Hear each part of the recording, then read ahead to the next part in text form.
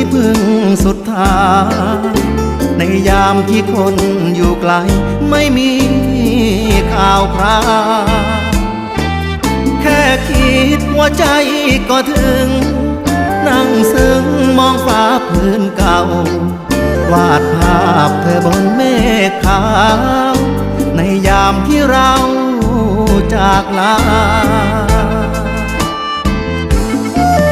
ลายฝันที่เคยวาดไว้